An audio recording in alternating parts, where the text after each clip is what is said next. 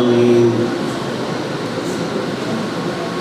والصلاة والسلام على سيد الأنبياء والمرسلين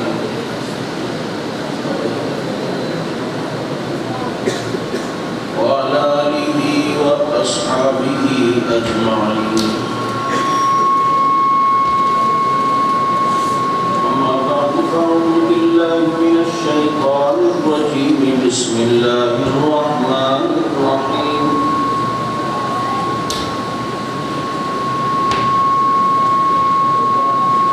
ياسين والقرآن الحكيم إنك لمن المرسلين على صراط مستقيم.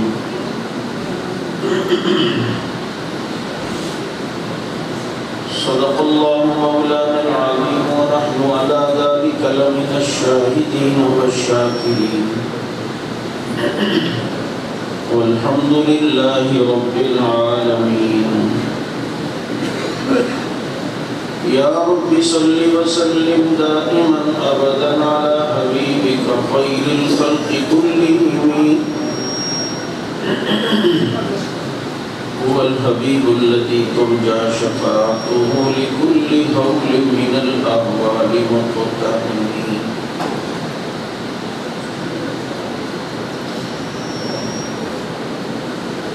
گر شمس و قمر کوئی ہاتھوں میں اٹھا لے، پھر دولت کونین کو باہوں میں بسا لے،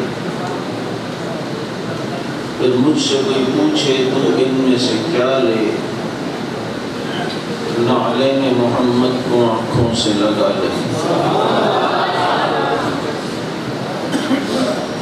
اور کتنا بلند مقام ہے پایا صدیق میں،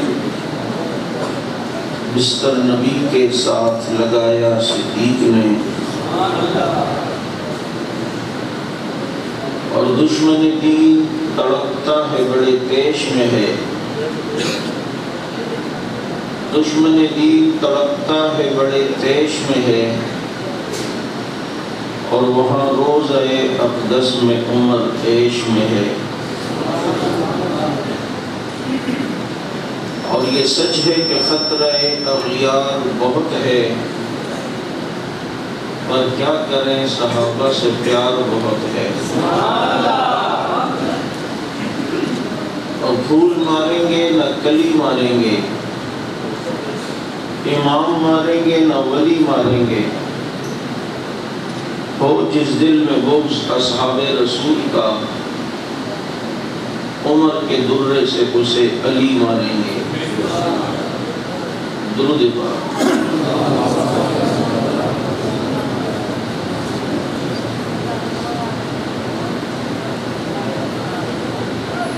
بھائی میں آگے ہوں پیچھے ہوں، اس کو ایک ہی آواز پہ رکھنا.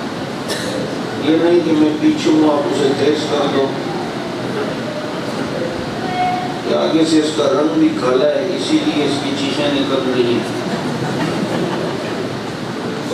پیچھے سے سفید ہے شاید.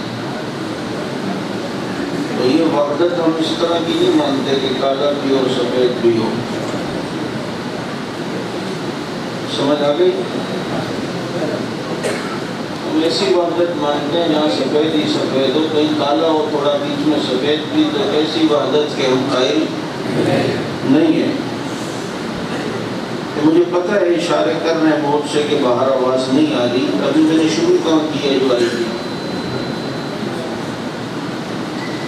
اور باہر تو ظاہر بات ہے مشکورات سن رہی ہوں گی.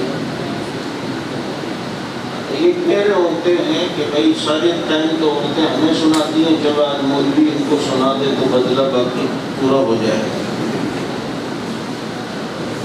رات کا کافی وقت بیت چکا ہے، میں سفر بھی بہت دور سے کر کے آیا ہوں، اور مجھے حکم ہوا کہ کھڑے ہو کر بیان کریں، اور ایک موضوع پر بھی بیان کا مجھے جو ہے وہ مشورے کے بعد کہا ہے.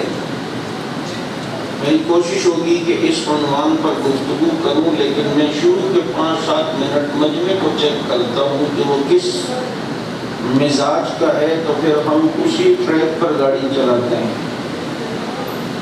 اگر آپ کا مزاج ہومیوپیتھک میٹھی گولیوں کا ہے تو پھر ہم ہومیوپیتھک علاج کرتے ہیں، اور اگر مزاج ایلوپیتھک کا ہے تو کچھ اس میں سرجن آپریشن وغیرہ بھی کر لیتا ہے۔ اب دیکھنا یہ ہے کہ آپ کا مزاج کیسا ہے۔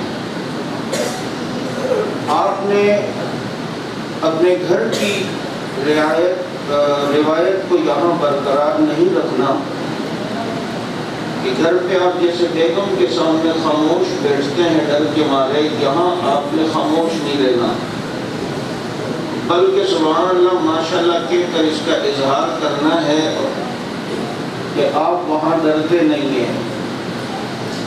تو آپ انشاءاللہ العزیز میرا ساتھ دیں گے؟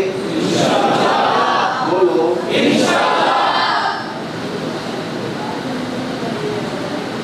سیرت کے حوالے سے اور سیرت اصحاب رسول کے حوالے سے گفتگو کرنی ہے۔ میں ایک بات کئی جگہ پر کہا کرتا ہوں کہ ہمارے بڑوں نے ہمیں بتایا ہے کہ اللہ نے ہمیں دو قسم کے قرآن دیے ہیں۔ دو قسم کے قرآن سے مراد یہ نہیں کہ ایک یہ والا ہے اور ایک کہیں غار میں ہے، یہ مسلمانوں کا عقیدہ نہیں ہے۔ بول دو بے شک، ساتھ چلیں ذرا میرے، مجھے بولنا نہ پڑے۔ یہ نہیں کہ ایک یہاں پر ہے اور ایک کسی غار میں ہے۔ دو قرآن سے مراد یہ ہے کہ ایک قرآن جسے کتاب اللہ کہتے ہیں اور دوسرا قرآن جسے محمد رسول اللہ کہتے ہیں۔ یعنی میں یہ اپنے بڑوں سے سنتا ہوں اور انہوں نے ہمیں یہ سبق پڑھایا ہے کہ اللہ نے ہمیں یہ دو قسم کے قرآن دیے، ایک کتاب اللہ اور ایک محمد رسول اللہ۔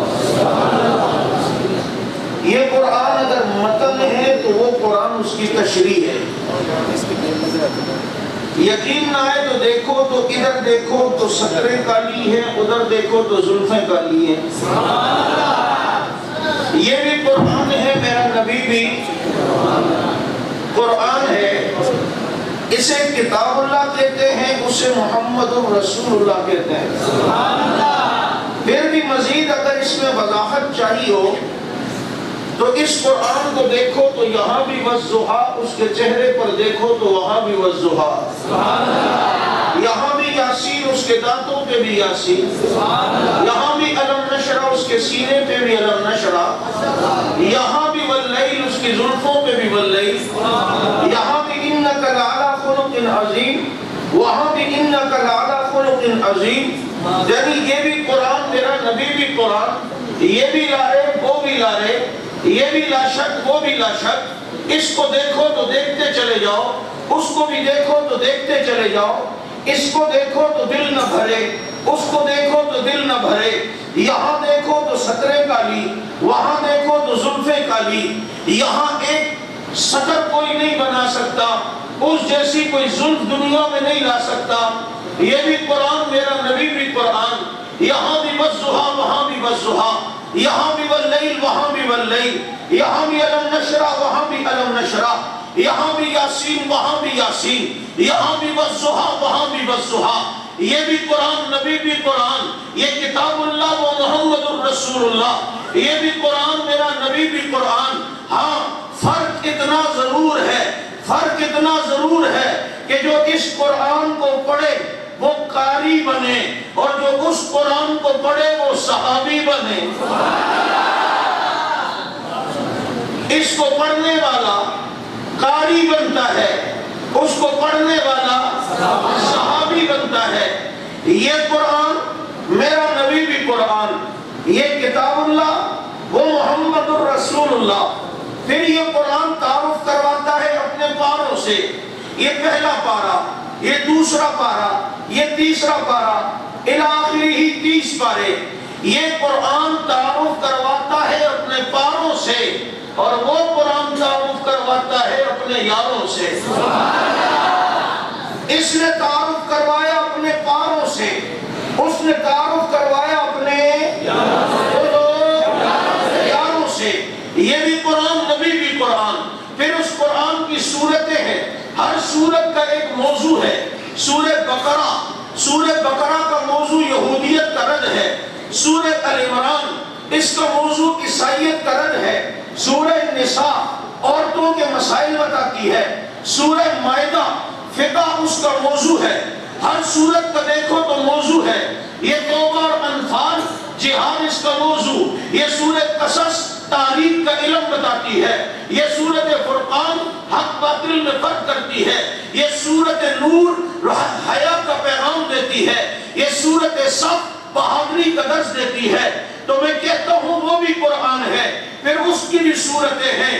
یہاں اگر سورہ بقرہ ہے، یہودیت کا رد اس کا موضوع ہے، تو اس قرآن کی ایک سورت کا نام سورت عبداللہ ابن سلام ہے، جو یہودیت کے رد کا بہت بڑا عالم ہے۔ یہاں اگر العمران سورت ہے اور موضوع اس کا عیسائیت کا رد ہے، تو اس قرآن کی ایک سورت ہے جس کا نام سلمان فارسی ہے، جو عیسائیت کے رد کا بڑا عالم ہے۔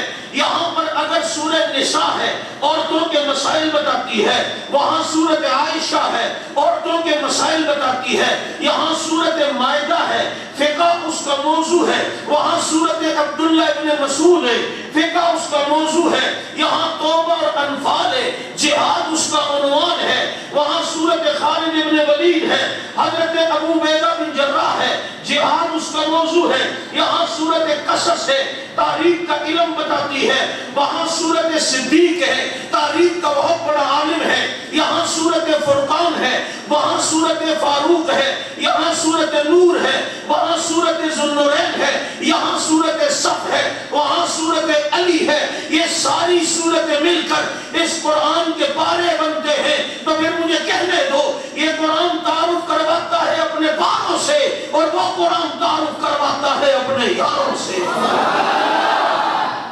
نعرہ تکبیر، تکبیر، مصطفیٰ، اپنے صحابہ، اپنی عائشہ صدیقہ۔ یہ بھی قرآن، میرا نبی بھی قرآن۔ اس قرآن کو دیکھو، دو گتوں کے درمیان محفوظ ہے۔ اس قرآن کو دیکھو، دو گتوں کے درمیان محفوظ ہے۔ اور اس قرآن کو دیکھو، آج بھی دو سچوں کے درمیان محفوظ ہے۔ یہ قرآن دو گتوں کے درمیان محفوظ، وہ قرآن دو سچوں کے درمیان محفوظ۔ یہ بھی قرآن، میرا نبی بھی۔ پھر آپ بچے کو شروع میں مدرسے میں داخلہ کرواتے ہیں، بچہ قرآن کریم لے کر بیٹھا، استاد کہتا ہے بیٹا بھی اس کو بند کرو، کل نورانی قاعدہ لانا۔ بچہ نورانی قاعدہ لاتا ہے، وہ بیچ سے کھولتا ہے، استاد کہتا ہے نہیں، یہ پہلے تختی نمبر 1 پڑھنی پڑے گی، الف سے یا کی تختی۔ جب تک تجھے یہ سمجھ نہیں آئے گی، آگے قرآن سمجھ نہیں آئے گا۔ الف سے یا کی تختی سمجھ، پھر تجھے آگے قرآن سمجھ آئے گا۔ تجھے بھی پتہ ہی نہیں جیم کیا ہے، کاف کیا ہے، نون کیا ہے، دال کیا ہے، میم کیا ہے۔ تو یہ تختی نمبر 1، الف سے یا کی تختی پڑھ تو یہ قرآن سمجھ میں آتا ہے۔ ابو بکر کی الف سے علی کی یا تک کی خلافت راشدہ کی تختی پڑھ تو تجھے وہ قرآن سمجھ آئے گا۔ اس کے بغیر وہ قرآن سمجھ میں بولو۔ پھر یہ بھی قرآن، میرا نبی بھی قرآن، یہ کتاب اللہ، وہ محمد الرسول اللہ۔ پھر اس قرآن کا لباس بھی ہوتا ہے، غلاف۔ ہم کراچی والوں سے زلدان بولتے ہیں، آپ اسے غلاف اور لباس بولتے ہوگے۔ اس قرآن کا لباس بھی ہوتا ہے۔ ربا اگر میرا نبی قرآن ہے تو پھر اس کا لباس، تو فرمایا ہن لباس لکم وانتم لباس لہن۔ اے نبی یہ تیری بیویاں تیرا لباس ہے، تو ان کا لباس ہے۔ تو عائشہ لباس پیغمبر، خدیجہ لباس پیغمبر، میمونہ لباس پیغمبر، حفصہ لباس پیغمبر، ام حبیبہ لباس پیغمبر۔ جویریہ لباس پیغمبر، صفیہ لباس پیغمبر، اس قرآن کا لباس دیکھنا ہو کپڑے کی صورت میں دیکھ لے، اس قرآن کا لباس دیکھنا ہو صدیق کی بیٹی کو دیکھ لے۔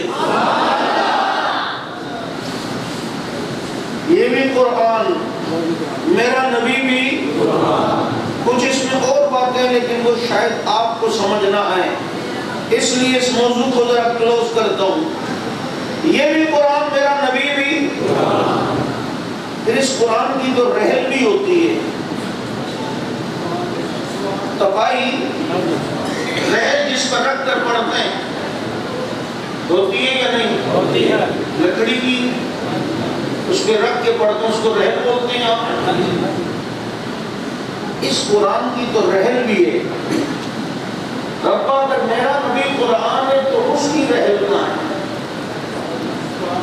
نہیں سمجھے میں کام ہو گیا۔ اس کی رحل کہاں ہے؟ اس کی رحل کے لیے تھوڑا سفر کرنا پڑے گا۔ جب کافروں نے میرے نبی کے گھر کو گھیرا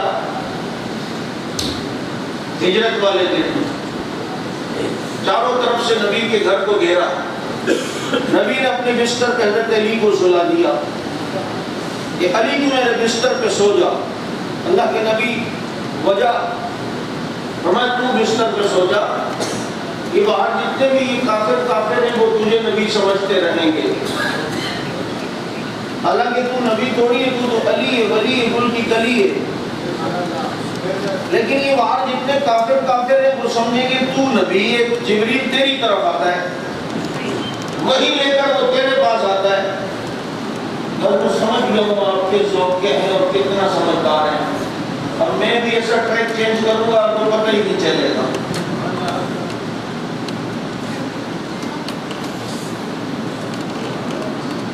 علی تو بستر پہ سو جا۔ نبی وہاں سے چلے سیدھا کس کے دروازے پہ گئے؟ اور وہ چاروں طرف کافر کھڑے تھے نا، تو نبی نے یہ مٹی اٹھائی اور پھینکی، ان کافروں کی آنکھوں میں گئی، ان کی آنکھوں کی لائٹ بند ہو گئی۔ بس اس وقت سے لائٹ بند کرنا اس نے اپنا مذہب بنایا۔ اور اب تو وہ سمجھو کہ میں کس طرح کی بات کرتا ہوں، لیکن میں نے کہا نا کہ فرض کفایہ والا کام نہیں چلے گا کہ کچھ سمجھے اور کچھ نہیں، سب سمجھیں گے تو چلوں گا، ورنہ میں نرسری کی کلاس لوں گا۔ ابھی میں غلطی کر بیٹھا کہ میں ڈائریکٹ میٹرک اور انٹر پڑھایا۔ لائٹ بند ہو گئی اور نبی وہاں سے گئے سیدھا کس کے دروازے پر؟ بولو، ان کے دروازے پہ گئے اور پھر دروازے پہ دستک دی اور فرمایا چلو صدیق، دشمن نے کر گیا اور چلنا ہے۔ صدیق چلے گئے، چلنا ہے تو چلنا ہے، بس اتنا آسان ہم بول دیتے ہیں نا، واقعہ سنا دیتے ہیں۔ نبی آئے اور ابو بکر کو لیے اور ساتھ چلے گئے۔ تیرے گھر میں 2 بیٹیوں، تیرا بوڑھا نابینا باپ ہو اور تیرے شیخ پورا کے اندر بہترین کاروبار ہو، اتنے میں تیرا کوئی جگری دوست آ کے کہے پولیس نے میرا گھر گھیرا ہے، میں نے چھلانگ دوسری کھڑکی سے لگائی، ادھر آیا ہوں، اب چل نکلتے ہیں افغانستان ہجرت کرتے ہیں تاکہ ہم یہاں آئے نہیں، تو تیری اب جگری دوستی کا پتہ چلے گا۔ تو کیا کہے گا؟ یار تجھے پتہ ہے میرے گھر بیٹیاں ہیں خالی 2، میرا باپ بھی نابینا ہے، میں شیخ پورا کا بڑا تاجر ہوں، یار ایک سیٹنگ ہوتی ہے، اس سیٹ اپ کو سیٹ کر کے پھر آدمی جانے کی سوچتا ہے، باتیں تو کروڑوں کی کرتا ہے، دکان پکوڑوں کی رکھتا ہے۔ تو دوستی سیکھنی ہو صدیق کے قدموں سے سیکھنی پڑے گی۔ اور اس کے گھر میں 2 نوجوان بیٹیاں ہیں، ایک 6 سال کی عائشہ ہے، ایک بڑی بیٹی ہے، نابینا بوڑھا باپ ہے، مکے کا بہت بڑا تاجر ہے صدیق۔ اور جب نبی نے آ کر بتایا چلنا ہے، دشمن نے گھر گھیرا ہے، اور یہ دیکھ اپنی بیٹیوں کی پرواہ نہیں کرتا، اپنے باپ کی پرواہ نہیں کرتا، اپنے کاروبار کی پرواہ نہیں کرتا، 5,000 درہم صدیق کے گھر پہ تھے، سارے لیے کہ نبی کے قدموں پہ نچھاور کروں گا، سارے لے کر چلے گئے۔ جو گھر کی پرواہ نہ کرے بلکہ نبی کی پرواہ کرے، اسی کو دنیا صدیق کہتی ہے۔ جو سب کچھ نبی پہ لٹائے تو دنیا اس کی شان میں کہہ دے کہ پروانے کو چراغ، بلبل کو پھول، بس صدیق کے لیے ہے خدا کا رسول بس۔ یہ معمولی قربانی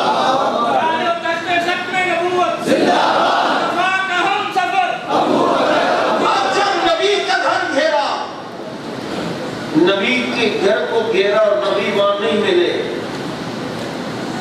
ابو بکر کو پتا تھا نا کہ اگلا چھاپا میرے گھر پڑے گا، نہیں پتا تھا؟ پتا تھا نا کہ وہاں نہیں ملیں گے تو یہاں آئیں گے وہ۔ انہیں پتا یاری بڑی مضبوط ہے، کافر بھی جانتا ہے کہ نبی صدیق کے پاس نہ گیا۔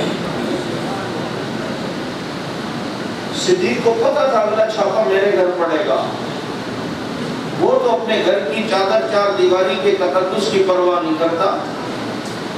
آج لوگ کہتے ہیں مولوی صاحب یہ سپاہ والوں کا کام بڑا اچھا ہے لیکن سنا ریٹ پڑ جاتی ہے۔ اصل میں ہمارے گھر نا وہ سنا ایسے ہی آ جاتے ہیں، چادر چار دیواری کا تقدس پامال کرتے ہیں۔ اصل میں ہمارے گھر میں بچیاں ہیں نا، عورتیں بیوی وہ بڑا پردہ کرتی ہیں، وہ کرتی ہیں۔ تو مجھے بتا تیرے گھر کی بچیاں صدیق کی بیٹی سے زیادہ پردہ کرتی ہیں؟ تیرے گھر کی چادر چار دیواری کا تقدس صدیق کی چادر چار دیواری کے تقدس سے زیادہ ہے؟ جب وہ نبی کی محبت میں کسی کی پرواہ نہیں کرتا، ہم بھی صدیق کی محبت میں کسی چیز کی پرواہ نہیں کریں گے۔ لے گیا نبی کو اور کندھوں پہ بٹھا کے لے کے گیا۔ کندھوں پہ مجھے کسی نے کہا صدیق خلافت لے گیا، میں نے کہا کھوتی دیا، چھوٹی چیز ادھر دے، نبی کو لے گیا۔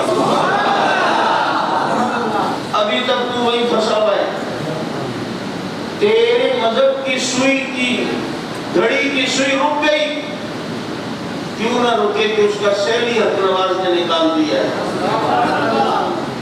کندھوں پہ بٹھا کر، اے خوش نصیب تو وہ بھی ہیں جنہیں نبی نے اپنے کندھوں پہ بٹھایا۔ یہ کتنا خوش نصیب ہے جس نے نبی کو اپنے کندھوں پہ بٹھایا۔ اور میں اس موقع پہ ایک بات عموماً کہا کرتا ہوں، آپ کو بھی بتا دوں، میں بیت اللہ میں طواف کر رہا تھا، میری نظر مقام ابراہیم پہ پڑی، میں نے سوچا یہاں صدیق اکبر رضی اللہ عنہ نے بھی تو طواف کیا ہے، ان کے ذہن میں بھی آیا ہوگا ربا یہ پتھر ہے، اس پتھر کو آپ نے بیت اللہ میں جگہ دی، آخر ایسی کیا بات ہے اس پتھر میں؟ جواب آیا ہوگا صدیق یہ عام پتھر نہیں، اس کی پشت کو سون، اس کی پشت سے میرے خلیل کے قدموں کی خوشبو آ رہی ہے، اس پتھر نے میرے ابراہیم کے بوجھ کو اٹھایا ہے، اسی پہ کھڑے ہو کر میرے خلیل نے میرے گھر کی تعمیر کی ہے، یہ عام پتھر نہیں، اس کی پشت کو سون، اس کی پشت سے میرے خلیل کے قدموں کی خوشبو آ رہی ہے، اسی لیے سے بیت اللہ میں جگہ دے دی۔ میرا وجدان کہتا ہے کہ پھر صدیق نے اوپر دیکھ کر اپنی زلفوں کو جھٹکتے ہوئے ناز اور نخروں میں آ کر بولا ہوگا ربا اگر وہاں سے تیرے خلیل کے قدموں کی خوشبو آ رہی ہے تو یہاں سے تو پھر تیرے حبیب کے قدموں کی خوشبو آ رہی ہے۔ اسے بیت اللہ میں جگہ دے دی، تجھے قیامت کی صبح تک روضہ رسول اللہ میں جگہ دے دوں گا۔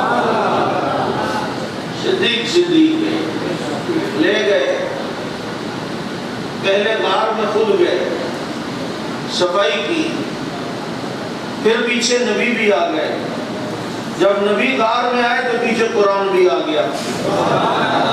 ثانی اثنین اذ ہما فی الغار اذ یقول لصاحبہ لا تحزن ان اللہ معنا۔ یہ رب نے یوں ماحول بنا کر مجھے تجھے کچھ بتایا ہے کہ میرا اور تیرا دل بھی بمنزل غار کے ہے، پہلے صدیق کی محبت آئے گی تو نبی کی محبت آئے گی، جب نبی کی محبت آئے گی تو قرآن پھر تیرے سینے میں آئے گا اور تو حافظ بنے گا، لیکن دل کے غار میں صدیق نہیں آتا، وہاں نبی نہیں آتا، جہاں نبی نہیں آتا وہاں قرآن بھی نہیں آتا۔ اس لیے دیکھ لیں جو صدیق کو نہیں مانتا، یہ صدیق کی کرامت ہے کہ جو صدیق کو نہیں مانتا اس کے سینے میں قرآن بھی نہیں آتا۔ تراویح ہو رہی ہوتی ہے، آپ تراویح کے ٹائم اپنی عبادت خانے اپنی عبادت گاہ میں آؤ، اللہ کا قرآن پڑھا جا رہا ہوتا ہے، لیکن کہیں اور چلے جاؤ تمہیں قرآن نہیں ملے گا۔ قرآن اسی کو ملتا ہے جس کے دل میں نبی کے یاروں کی محبت ہو، ورنہ قرآن نہیں ملتا۔ یہ صدیق گئے ہیں، جا کر غار کو صاف کیا ہے، پھر اپنی جھولی پھیلائیے،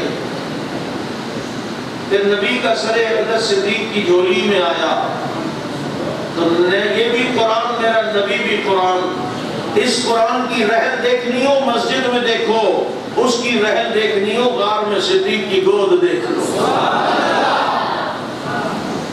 صدیق کی جھولی میں نبی کا سر اقدس، ہائے ہائے ہائے۔ میں کبھی کبھی سوچتا ہوں اصل میں صدیق کا جو کچھ تھا نا وہ نبی کی جھولی میں ڈالا تھا۔ ریشم کی دکانیں بیچ کر نبی کی جھولی میں، گھر بار نبی کی جھولی میں، تبوک میں چندے کا اعلان ہوا تو سب کچھ نبی کی جھولی میں، سوئی تک بھی لا کے نبی کی جھولی میں، سب کچھ نبی کی جھولی میں ڈال کر صدیق نے ہاتھ اٹھائے ہوں گے کہ ربا میرا جو کچھ تھا میں نے تیرے محبوب کی جھولی میں ڈالا، اب مجھے بھی تو کچھ دے نا، بدلے میں اب ملے تو کیا ملے؟ آسمان کے ستارے سونے کے بنا کر صدیق کو دیے جائے تو صدیق کی وفا اتنی کہ یہ بدل بن نہیں سکتے۔ حق تقلیم کی دولت صدیق کو دی جائے تو ان کی وفا اتنی یہ بدل بن نہیں سکتے۔ تو پھر رب بھی دیکھو رب ہے، انداز دیکھو، پھر موقع کیسا دیا۔ صدیق کہہ چکا ہے ربا میرا جو کچھ تھا میں نے تیرے محبوب کی جھولی میں ڈالا، مجھے بھی تو کچھ دینا۔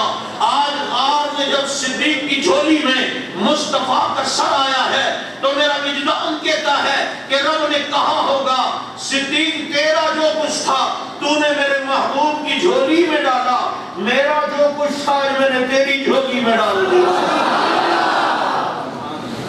لاؤنا اس کا مقابل کوئی ہو سکتا ہے؟ بولو نہیں ہو سکتا۔ میرے دوستو یہ رسول اللہ صلی اللہ علیہ وسلم کے گلشن کے پھول ہیں جن کا تعارف مولانا اشرف طاہر صاحب آپ کے سامنے کروا رہے تھے۔ یاد رکھو اس گلشن کو آبیاری خود نبی نے دی ہے، انہیں پروان نبی نے چڑھایا ہے، اور یہ تو خود کچھ بھی نہیں تھے، انہیں تو بکریاں چرانا نہیں آتی تھیں۔ یہ کس کی نگاہ پڑی ہے کہ آج ان کے خط سے دریا بھی چلتے ہوئے نظر آ رہے ہیں؟ اور یہ تو تحت الثری میں تھے، آج ثریا ستارے سے بلند نظر آ رہے ہیں۔ کیوں؟ لکھاں تاجور حبیبہ تیرے غلام بن گئے، چرواہے در دے آ کے جگ دے امام بن گئے۔ یہ چرواہے تھے، انہیں کچھ نہیں آتا تھا، آج انہیں سب کچھ آ گیا۔ یہ جاہل تھے، یہ عالم کیسے بن گئے؟ یہ بتاؤ تو صحیح جو گمراہ تھے وہ رشد و ہدایت کے چراغ کیسے بن گئے؟ یہ اسی مالی نے اس گلشن کو آبیاری کی ہے، اسی مالی نے اس گلشن کو پروان چڑھایا ہے جس کی نگاہ پڑتی تھی خدا سامنے والے کو رضی اللہ بناتا تھا، خدا انہیں اونچا مقام دیتا تھا۔ تمہیں پتہ ہی نہیں ہے صحابہ وہ خوش نصیب طبقہ ہے کہ جن کی طرف نبی کی نگاہ پڑی ہے اور نبی کی طرف ان کی نگاہ پڑی ہے۔ آج ہمیں لوگ کہتے ہیں مولوی صاحب کوئی وظیفہ بتائیں کہ خواب میں نبی کی زیارت ہو۔ میں کہتا ہوں کیوں؟ کہتے ہیں خوش نصیبی ہے کہ ہم خواب میں نبی کو دیکھیں۔ میں نے کہا جو خواب میں دیکھے تو خوش نصیب ہے، اور جو براہ راست دیکھتے تھے وہ بولو وہ کتنے خوش نصیب، اور براہ راست دیکھتے تھے جو وہ کون جنہوں نے جمال جہاں آرا کے حسن کو دیکھا، براہ راست نبی کو دیکھا، نبی کی اداؤں کو دیکھا۔ بڑا خوش نصیب ہیں مجھے بتاؤ نا، ہائے ہائے، نبی کی ایک ایک جھلک کو دیکھا۔ میں تو حضرت معاویہ کی خوش نصیبی پر حیران ہوتا ہوں۔ نبی کو وضو کرانے کی ذمہ داری حضرت معاویہ کی۔ میں سوچتا ہوں جب نبی وضو کے لیے آستینوں اوپر کرتے ہوں گے، یہ خوبصورت چمکتے ہوئے بازو دیکھنے والا معاویہ ہے۔ مسواک استعمال کرتے ہیں تو دیکھنے والا، نبی کے ہاتھوں پہ پانی ڈالنے والا۔ پھر میرے نبی امامہ اتارتے ہوں گے، پھر سر کا مسح کرتے ہوں گے، یہ کیا انگلیاں بالوں میں جاتی ہوں گی، یہ حسین منظر دیکھنے والا معاویہ۔ اور کبھی کبھی امامہ اتارتے ہوں گے تو زلفیں نیچے بھی آ جاتی ہوں گی، پھر نبی اسے جھٹکے سے اوپر بھی کرتے ہوں گے، تو کیا حسین منظر ہوتا ہوگا کہ کبھی تم نے 14ویں کا چاند کالے بادلوں میں نکلتے گھستے دیکھا ہے؟ یہ 14ویں کا چاند کالے بادلوں سے جب نکلتا ہے، لوگ اس منظر کو ٹکٹکی باندھ کے دیکھتے ہیں، یار کتنا خوبصورت منظر ہے، دیکھو ابھی کالے بادلوں سے چاند نکلے گا، ابھی نکلے گا، ایک دم کالے بادلوں سے 14ویں کا چمکتا ہوا چاند نکلتا ہے۔ تو کسی شاعر نے تصور میں جا کے نبی سے پوچھا، آقا چاند نکلتا ہے بادلوں سے کس طرح؟ اپنے چہرے سے زلفیں اٹھائی کہا اس طرح۔ کیا خوش نصیب۔ ابھی مولانا اشرف طاہر صاحب ایک جملہ کہہ رہے تھے کہ راستے کے دونوں طرف رومیوں نے عریانی لباس میں لڑکیوں کو کھڑا کیا اور 10,000 کا لشکر گزرا، ایک نے بھی نظر اٹھا کے نہیں دیکھا۔ واقعہ سنا بھی، ایک نے بھی نہیں دیکھا۔ اس لیے کہ صحابہ جانتے تھے کہ جو دنیا میں جتنی بار نظر کی حفاظت کرے گا، قیامت میں اتنی بار اللہ کا دیدار کرے گا۔ اب چلیں، لڑکیاں پریشان، دیکھا کیوں نہیں؟ ہم حسین نہیں، ہم خوبصورت نہیں، ہم میں جمال نہیں، کیا ہم میں حسن نہیں؟ تو کسی کہنے والے نے کہا حسین بھی ہو، جمیل بھی ہو، نازنین بھی ہو، تمہارا حسن بھی ہے۔ کہا جب ہم حسین ہیں تو پھر انہوں نے ہمیں دیکھا کیوں نہیں؟ تو جواب دینے والا کہتا ہے، او بھائی ان آنکھوں نے محمد کا حسن دیکھا ہے، اور جو محمد کا حسن دیکھ لے اس کے سامنے پھر کوئی حسن حسن نہیں ہوتا، کوئی جمال جمال نہیں ہوا کرتا۔ جنہوں نے نبی کا حسن دیکھا ہو، کیا عظیم لوگ تھے، کیا خوش نصیب لوگ تھے کہ نبی کو براہ راست دیکھا، مسکراتے دیکھا، اور نبی انہیں دیکھتے وہ نبی کو دیکھتے، وہ نبی کو دیکھ کے مسکراتے، نبی انہیں دیکھ کے مسکراتے، اور ماحول یوں بن جاتا کہ آنکھوں آنکھوں میں اشارے ہو گئے، ہم تمہارے تم ہمارے ہو گئے۔ یہ دیکھنے کا منظر بھی کیا عجیب تھا، یوں دیکھا، ادھر انہوں نے دیکھا۔ میں اس موقع پہ کہا کرتا ہوں صحابہ خوش نصیب ہیں جنہوں نے نبی کو بار بار دیکھا، کئی بار دیکھا، بار بار دیکھا، کئی بار دیکھا، پھر بار بار دیکھا، پھر کئی بار دیکھا۔ ان میں وہ کتنا خوش نصیب تھا جس نے بار بار بھی دیکھا، کئی بار دیکھا، اور اکیلے غار میں دیکھا۔ باقی سب نے یوں دیکھا، اس نے یوں دیکھا۔ باقی سب نے بٹھا کے دیکھا، اس نے جھولی میں لٹا کے دیکھا۔ باقیوں نے جلوت میں دیکھا، اس نے خلوت میں دیکھا۔ باقی دیکھتے تھے، وہ آج بھی دیکھتا ہے۔ یوں سو رہے ہیں۔ یہ بھائی یہ جو باہر بیان ہو رہا ہے یہ ذرا بند کر دو تاکہ یہاں کا بیان چل جائے تھوڑا سا۔ وہ دیکھو تھوڑا یہاں کا بیان سن لو، پھر آپ اپنا بیان کر لینا، کوئی نہیں۔ جب یہ مردوں کا حال ہے تو مجھے بتائے خواتین بھی ہیں تو عورتیں کتنی ماشاءاللہ شور سے سن رہی ہوگی، کیونکہ عورت اور چپ ہو جائے یہ تو بات ہے بہت مشکل ہے۔ عورتوں کے چپ رہنے کے مقابلے میں ایک عورت دنیا میں پہلے نمبر پہ آئی تھی، سب سے زیادہ خاموش رہنے پہ، اور اس سے پہلا نمبر ملا، اور وہ بھی تحقیق کے بعد پتہ چلا کہ وہ گونگی تھی، اس کی زبان ہی نہیں تھی۔ کتنے خوش ہوتے ہیں نا عورتوں کی غیبت پر تم لوگ، کتنے خوش ہوتے ہو؟ ہاں، تم کہتے ہو کہ موقع ملا ہے آج اس کو سنانے کا۔ محبت کرو، محبت کرو، ایسی کرو جیسے نبی عائشہ سے کرتے تھے۔ نبی نے فرمایا عائشہ تم مجھے اتنی اچھی لگتی ہے جیسے کھجور کو شہد کے ساتھ ملا کے کھایا جائے۔ حضرت عائشہ نے فرمایا آپ مجھے اتنے اچھے لگتے ہیں جیسے کھجور کو مکھن کے ساتھ لگا کے کھایا جائے۔ کبھی تم نے بھی ایسی پیار کی بات بیوی سے کی ہے؟ مجھے کسی نے کہا مولوی صاحب بیوی سے پیار محبت کی بات کرنا ایسا ہے جیسے خارش کہیں اور ہو رہی اور کھجا کہیں اور رہے ہو۔ میں کہا کر لو کوئی بھی خارش ہو جائے گی تمہیں بھی۔ ایسی محبت، میاں بیوی ایک دوسرے کو دیکھ کے مسکراتے ہیں تو اللہ ان کو دیکھ کے مسکراتا ہے۔ یہ داستان ہے، یہ واقعات ہیں جو نبی اور ازواج مطہرات کی، ان کو پڑھو۔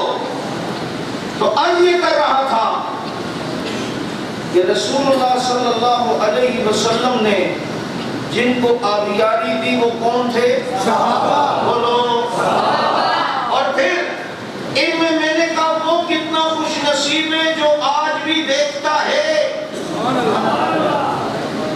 کیونکہ صدیق اکبر نبی کے ساتھ یوں سو رہے ہیں بلا فصل، بلا فصل۔ یہ بلا فصل پہ تمہیں مناظرے کی ضرورت نہیں ہے۔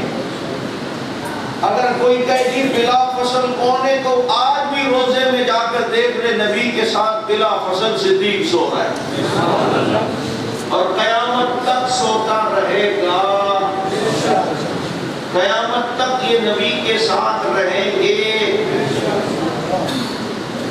آج ایک قوم پوری کوشش کر رہی ہے، ایرانی قوم، کہ سعودیہ پہ قبضہ کر کے مدینے کو اپنے ہاتھ میں لے کر نبی کے ساتھ سوئے ہوئے دونوں حضرات کو باہر نکالیں گے، اور ان کی میتوں کو باہر نکالیں گے۔ اور ان کی کتابوں میں لکھا تھا پہلے تو، اب تو ان کی ویڈیو کلپ آ گئے۔ دیکھو اب نواز تڑپ تڑپ کے کتابیں پیش کر کے کہتا تھا، تم کہتے ہیں نہیں یار کتابیں کسی اور نے لکھی ہوں گی، یہ بھی غلط تھا جو تم سوچتے تھے، کتابیں انہی کی تھی، عقیدہ انہی کا تھا۔ اب تو ویڈیو کلپ آ گئے، ساری کالی بلیاں تھیلوں سے باہر نکل آئی ہیں۔ اب تو ویڈیو کلپوں میں بھی بعض جگہوں پر آپ نے دیکھا ہوگا کہ جناب وہ کہتے ہیں ہمارا آئے گا باہر سے، اور وہ ان دونوں کو یہاں سے نکالے گا اور پھر جناب یوں کرے گا۔ میں نے کہا نکال تو کسی کا باپ بھی انہیں نہیں سکتا، حق نواز والوں نے چوڑیاں نہیں پہنی ہوئی ہیں، وہ الحمدللہ ہیں، نکال کسی کا باپ بھی انہیں نہیں سکتا۔ کیوں؟ میں اتنے دعوے سے کیوں کہہ رہا ہوں کہ میرا نبی جو بولتا ہے خدا پورا کر کے دکھاتا ہے۔ میرے نبی مسجد نبوی میں داخل ہوئے، ایک طرف ابو بکر تھے، ایک طرف عمر تھے۔ نبی نے فرمایا ہاکذا نبعث یوم القیامہ، قیامت میں بھی ہم یوں اٹھیں گے، میرے ایک طرف ابو بکر ہوگا، ایک طرف عمر ہوگا۔ اب بتاؤ میرا نبی جو بولتا ہے خدا پورا کرتا ہے یا نہیں؟ بولو نا، میرا نبی جو بولتا ہے خدا پورا کرتا ہے۔ یہ سچے نبی کی نشانی ہے۔ اگر تمہارے یہاں مرزا نے بھی تو نبوت کا دعویٰ کیا تھا قادیانی نے، لیکن اس بے ایمان نے جو پیشن گوئیاں کی ایک بھی پوری نہیں ہوئی۔ اس نے کہا میں مدینے میں مروں گا، ساری زندگی مدینہ دیکھا ہی نہیں۔ اس نے کہا کہ میری شادی محمدی بیگم سے ہوگی، ساری زندگی اس کے باپ سے رشتہ مانگتا رہا۔ اس نے کہا ذرا کو تجھے تو نہیں دیا، اور نام دیکھو مرزا غلام احمد قادیانی۔ حالانکہ آپ دیکھو شروع سے، دیکھو شروع سے جتنے نبی آئے ان کا نام مفرد ہے، آدم، نوح، موسیٰ، ابراہیم، اسماعیل، لوط، یحییٰ، عیسیٰ، محمد۔ صلی اللہ علیہ وسلم. یہ شروع سے دیکھا کرو نبیوں کے نام مفرد. اور یہ صحیح نمونہ آیا مرزا، غلام احمد، قادیانی، لانتی، کذاب، خانہ، دجال، اتنے سارے نام.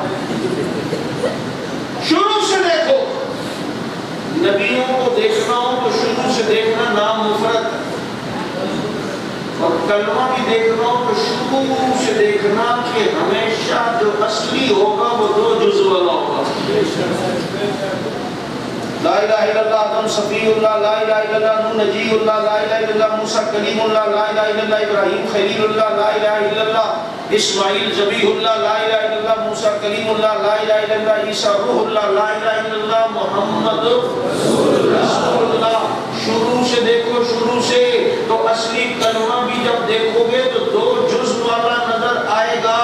جس کا نام بھی اتنا لمبا وہ نبی نہیں، اور جس کا کلمہ بھی اتنا لمبا تو وہ کلمہ بھی اصلی نہیں.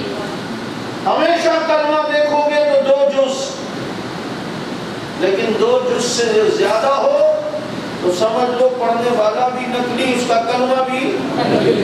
یہ چیزیں ٹپس یاد رکھنا تاکہ تمہیں کوئی مرزا انجینئر جیسا ٹکرائے. نام سنا تو وقت کا بولو. انجینئر نہیں ہے، وہ پلمبر ہے. اصل میں ہم جانتے ہیں اس کو، پلمبر ہے. اسے انجینئر کہنا ایسے ہی ہے جیسے ختنہ کرنے والوں کو گاؤں میں کوئی سرجن کہنا شروع کر دے کہ یہ بہت بڑا سرجن ہے. اعتراض ان پر جسے گھر میں ماں نہیں جانتی، بیوی نہیں جانتی، اور اعتراض ان شخصیات پر جن کو اللہ نے دنیا میں جنتی ہونے کا وعدہ کر دیا ہے. دنیا میں جنتی ہونے کا وعدہ. تو میں عرض یہ کر رہا تھا میرا نبی جو بولتا ہے خدا پورا کر کے دکھاتا ہے. قیامت تک یہ حضرات شیخین نبی کے ساتھ رہیں گے، کیونکہ نبی کی پیشن گوئی ہے، اور نبی کی پیشن گوئی ہمیشہ صحیح ہوتی ہے. دیکھو میرے نبی ہجرت کر کے جا رہے ہیں. مکے والوں نے اعلان کر دیا جو پکڑ کر لائے گا 100 اونٹ انعام ملیں گے. انعام کی لالچ میں لوگ نبی اور صدیق کو ڈھونڈنے نکل گئے. سراقہ ابن مالک کو اس کے گھر والوں نے، اس کے غلاموں نے بتایا کہ 2 آدمیوں کو میں نے جاتے دیکھا ہے، لگتا ہے یہ وہی ہے. اس نے کہا گھوڑا تیار کر. گھوڑا تیار کیا اور نبی کا پیچھا کیا. اب صدیق اکبر چونکہ پیچھے تھے، وہ دائیں بائیں ادھر ادھر دیکھ رہے تھے حفاظت کے لیے، تو پیچھے نظر پڑ گئی. آقا کوئی آ رہا ہے، فرمایا آنے دو. کہا بالکل قریب آ گیا، کہا آنے دو. تو جمال نبی تو جمال نبی ہے، جلال نبی کا بھی کوئی مقابلہ نہیں کر سکتا. نبی نے یوں جو جلالی آنکھوں سے دیکھا، سراقہ کے گھوڑے کے پاؤں زمین میں دس گئے. وہ ہاتھ جوڑ کے کھڑا ہوا، مجھے معاف کر دے، اب پیچھا نہیں کروں گا. نبی نے فرمایا سراقہ جا، کسرا کے کنگن تیرے ہاتھوں میں ہوں گے. کسرا اس وقت کی سپر طاقت تھی، اور نبی فرماتے کسرا کے کنگن تیرے ہاتھوں میں ہوں گے. یہ ایک میرا نبی یہاں ایک پیشن گوئی نہیں کر رہا، بلکہ اللہ کے بتانے سے یہاں کئی پیشن گوئیاں ہیں کہ کسرا فتح ہوگا، سراقہ مسلمان ہو جائے گا، مال غنیمت آئے گا، غنیمت میں کنگن آئیں گے، کنگن سراقہ کو ملیں گے، سراقہ اس وقت تک زندہ رہے گا. چشمے پلک نے وہ منظر دیکھا. نبی ہجرت کر کے مدینہ گئے، 10 سال مدینہ منورہ میں رہے. صدیق اکبر کا دور آیا، 2.5 سال وہ خلیفہ بنے. پھر حضرت عمر کا دور آیا اور فتوحات بڑی، یہاں تک کہ کسرا فتح ہوا. مال غنیمت مسجد نبوی میں جمع ہے. حضرت عمر نے غنیمت سے کنگن اٹھائے. فرمایا لوگوں سراقہ کہاں ہے؟ سراقہ کہاں ہے؟ سراقہ صحابہ کی صفیں چیرتا ہوا آیا. حضرت عمر نے فرمایا سراقہ یہ کنگن کسرا کے ہاتھوں میں لے اور اپنے ہاتھوں کو بلند کر تاکہ دنیا کو پتا چلے میرا نبی جو بولتا ہے خدا پورا کر کے دکھاتا ہے. جو بولتا ہے وہ پورا. نبی نے فرمایا قیامت میں بھی میرے ساتھ اٹھیں گے. اب ایک قوم پوری محنت اس پر کر رہی ہو کہ کسی طرح مدینے پہ قبضہ کر کے ہم اس سازش کو کامیاب کریں، کر سکتے؟ نہیں. نبی کی پیشن گوئی جھوٹی تو نہیں ہوگی نا؟ بولو نہیں. ہاں حفاظت تو کرنی ہے. ان کی حفاظت ہوگی، یہ نبی کے ساتھ رہیں گے، اس حفاظت کے لیے کوئی نہ کوئی تو ہوگا۔ دعا کرو ہونے والوں میں ہم بھی شامل ہو جائیں، ان دفاع کرنے والوں میں ہم بھی شامل ہو جائیں۔ یہ کوئی معمولی عبادت ہے؟ صدیق کرنا معمولی عبادت ہے؟ یہ صحابہ کرنا کوئی معمولی عبادت ہے؟ 1200 سے زیادہ آیات اللہ نے نبی کے صحابہ کی شان میں نازل کی ہے۔ کتنی؟ 1200 سے زیادہ۔ ایک دو آیتیں بھی بہت تھیں، 1200 سے زیادہ۔ اور کیا عظیم لوگ تھے۔ دیکھو میرے نبی آئے نہیں، میرے نبی کا تذکرہ پہلے، صحابہ بھی آئے نہیں، صحابہ کا تذکرہ بھی پہلے ہے۔ میں ایک بات سنایا کرتا ہوں، میرے نبی آئے نہیں لیکن تذکرہ پہلے ہے۔ ابھی نبی نوجوانی کی دہلیز پر ہیں کہ نبی کے چچا ابو طالب نے کہا بھتیجے ہم تجارت کے لیے شام کے علاقے میں جا رہے ہیں، تم بھی چلو۔ 60 آدمیوں پر مشتمل قافلہ تجارت کے لیے تیار ہوا۔ اب شام کے علاقے سے بہت پہلے اہل کتاب کا ایک عالم تھا جس کا نام بحیرہ، اس کا خیمہ ہوتا تھا۔ وہ جب کسی قافلے کو دیکھتا تو پوچھتا کہاں کے ہو؟ لوگ کہتے ہیں مکہ کے، تو سب کی دعوت کرتا اور پھر سب کو غور سے دیکھتا اور کہتا کھانا کھا لیا؟ ہاں جی کھا لیا۔ کہا ٹھیک ہے اب آپ جائیں۔ تو کوئی پوچھتا کہ سراقہ کیا دیکھتے ہو، مکہ والوں کی دعوت کیوں کرتے ہو؟ تو سراقہ کتاب لاتا، کہتا یہ ہماری کتاب میں آخری نبی کے بارے میں ہے کہ وہ بچپن میں نوجوانی میں یہاں سے گزریں گے اور وہ نبی چونکہ مکہ میں پیدا ہوگا تو مکہ والوں کی دعوت اس لیے کرتا ہوں شاید کبھی میں اپنا ارمان پورا کروں، لیکن اب میری زندگی ختم ہونے والی ہے، لگتا ہے یہ ارمان پورا نہیں ہوگا۔ لیکن آج بحیرہ کی قسمت کا تارا جاگا۔ یہ 60 آدمیوں پر مشتمل قافلہ جب بحیرہ کے خیمے کے قریب سے گزر رہا تھا، اس نے کہا قافلے والوں کہاں کے ہو؟ کہا جی مکہ کے۔ کہا جی سب کی دعوت ہے میرے خیمے میں۔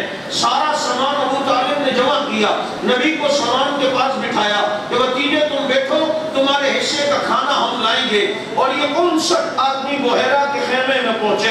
اس نے سب کو غور سے دیکھا اور دیکھ کے کہا سارے آ گئے ہو؟ کہا جی سارے آ گئے ہیں۔ کہا کسی کو چھوڑ کر تو نہیں آئے؟ ابو طالب نے کہا ایک بچے کو سامان کے پاس بٹھایا ہے، تو کہا اس کو بھی لاؤ، شاید اسی کے لیے میرا دسترخوان سجتا ہو۔ اب جب میرے نبی آئے تو نبی کو خیمے میں تو جگہ نہ ملی، خیمے کے قریب درخت تھا، اس درخت کے نیچے جگہ ملی، لیکن درخت کا سایہ پیچھے تھا اور نبی کو درخت کے نیچے وہاں جگہ ملی جہاں دھوپ پڑ رہی تھی۔ جیسے ہی میرے نبی دھوپ میں بیٹھے درخت کی شاخیں مڑی اور مڑ کر نبی پہ سایہ کر دیا۔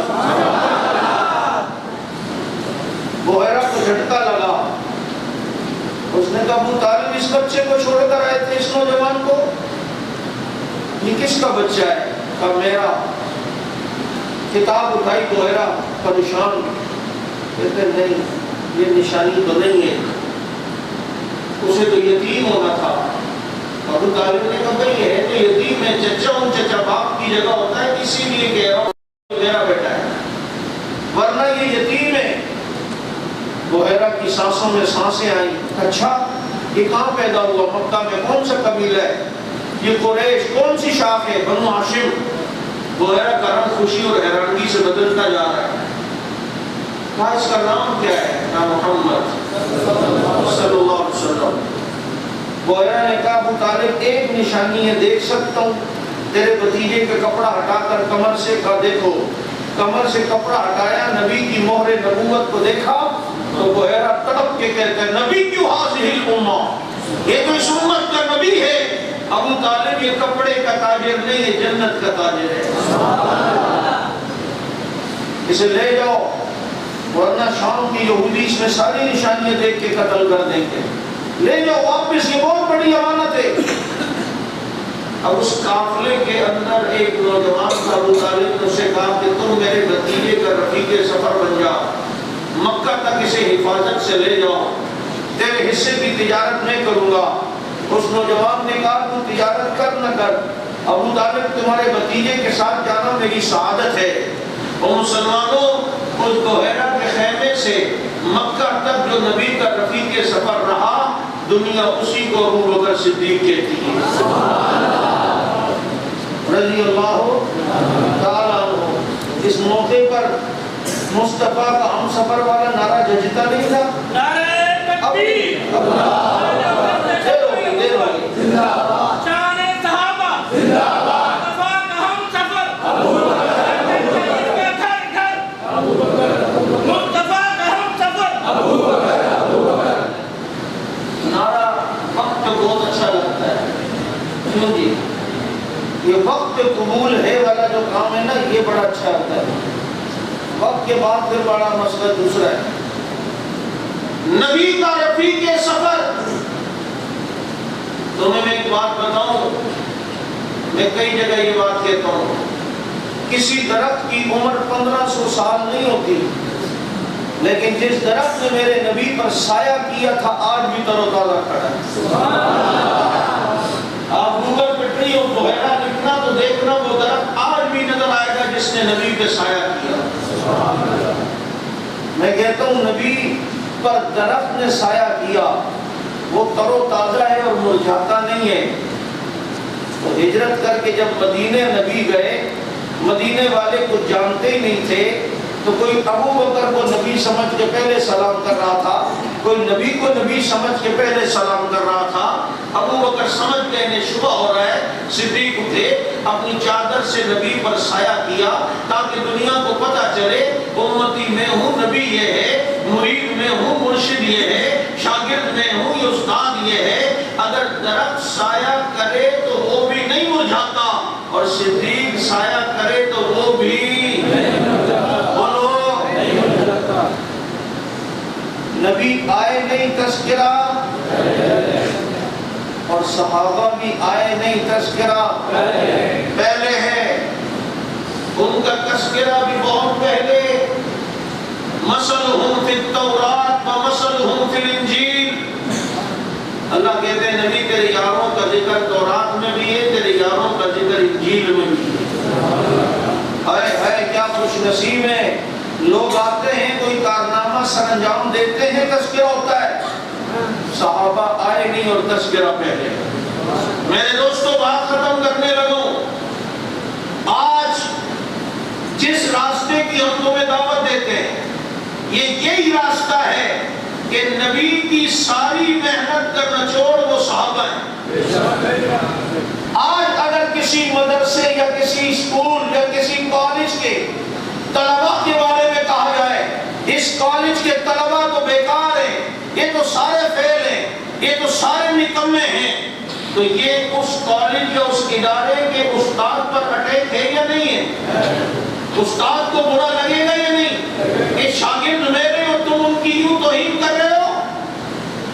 مجھے بتاؤ میرے نبی کے شاگرد کون تھے؟ آج نبی کی شاگردی میں آنے والے ان طلباء کے بارے میں کوئی غلط ریمارکس دے، کوئی غلط نظریہ رکھے کہ یہ تو ایمان والے نہیں تھے، ان میں تو تبدیلی نہیں آئی، یہ تو ظالم تھے، تو یہ در حقیقت ان طلباء پر انگلی نہیں اٹھا رہا، وہ در حقیقت استاد پر انگلی اٹھا رہا ہے۔ حق نواز صرف صحابہ کا دفاع نہیں دے کے گیا، بلکہ دفاع صحابہ کے اندر اصل میں حق نواز دفاع نبی دے کر گیا ہے کہ آج اگر یہ محفوظ رہیں گے تو دین محفوظ رہے گا، اور یہ مشکوک ہو گئے تو دین سارا مشکوک ہو جائے گا۔ یہ محفوظ تو دین محفوظ، یہ مشکوک تو دین مشکوک۔ دیکھو جن کے ساتھ گنمین ہوتے ہیں، دشمن جب ان پر حملہ کرتا ہے تو پہلے گنمینوں پہ حملہ کرتا ہے، لیکن مقصد گنمین نہیں، مقصد اصل ہدف ہوتا ہے۔ صحابہ چونکہ نبی کے گنمین میں پہرے دار ہیں، چوکیدار ہیں، دشمن ان پر اٹیک کر کر نبی پر اٹیک کرنا چاہتا ہے، ان پہ حملہ کر کے نبی پہ حملہ کرنا چاہتا ہے، انہیں ٹارگٹ کر کے نبی کو ٹارگٹ کرنا چاہتا ہے، ان کی عزت مجروح کر کے استاد کی عزت مجروح کرنا چاہتا ہے.